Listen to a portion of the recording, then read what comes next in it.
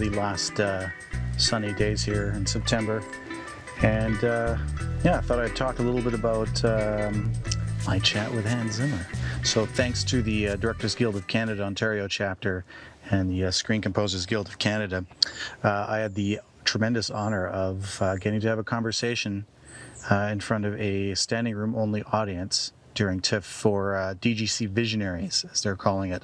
And it was a career highlight, to be sure, to get to spend that much time with the man and to dig into his career working with some of the most amazing directors of all time on some of the best and most well-known movies of all time. And I wanted to share a few ideas and share a few thoughts on what I learned from talking to Hans, and also like all the research I did sort of looking at his life and his career and some of the insights that I found there. So number one, his whole career and music and everything that he does and the way that he does it is informed by his entire life. So he was born in Germany, but his mother was a refugee essentially from the Second World War, and they moved to England, which is where he ended up after school to start his mentorship under Stanley Myers. And his mother was a piano teacher, and his dad was an inventor and an engineer. So when you take those two things and you put them together, you get Hans Zimmer. And it makes a lot of sense. Right from the very beginning, he was obsessed with music. He was always at the piano, but he wasn't just making music. He was also inventing and playing around with sounds and generating different ideas on the piano. Apparently, he even took like power tools to the piano, to his dad's delight and to his mom's total terror. All of the things that he's done throughout his life and the way that he's worked and the interests that he's had, also getting into synthesizers and electronic music so early on, which I think is part of that whole inventor's streak, ended up informing his music, his performances with different touring bands, and then eventually what ended up attracting, I think, Barry Levinson to have him work on Rain Man, which of course was Hans' big breakout moment. The other thing you notice right away about Hans is the man is a consummate storyteller in all regards, not just in terms of his music and his ability to take music and make it say exactly the right thing for what's happening on screen, but also in words. My job as a moderator was basically just to tee him up and to give him that little nugget, that sort of suggestion or nudge, where the audience didn't really know what I was talking about, but Hans would instantly know. And then he just rolled with it. I mean, he knows how to tell a story and make it engaging from word one.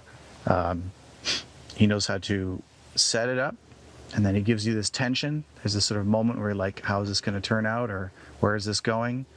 And then this wonderful release where you get that sort of big moment, that big, insight, or, that moment where you sort of understand what everything's about.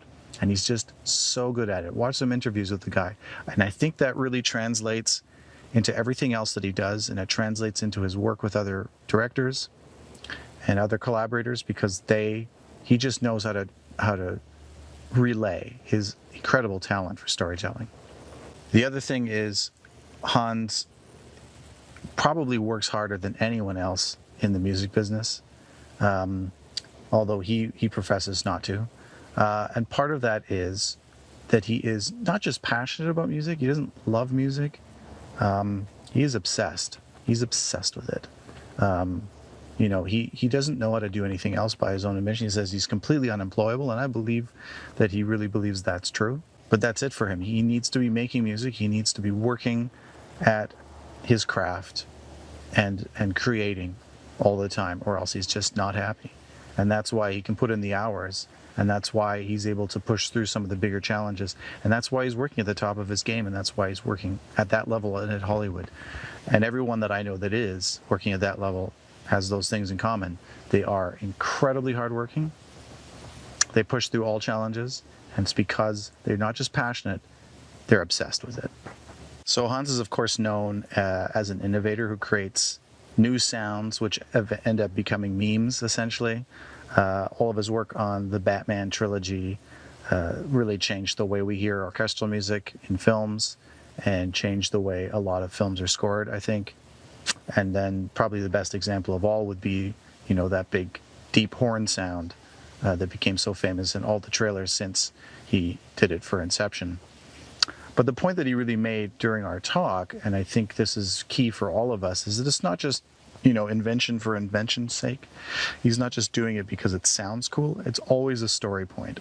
He's crafting things that are key to helping the audience understand what's going on in the story, to deepen their understanding of the characters, to deepen their understanding of the themes.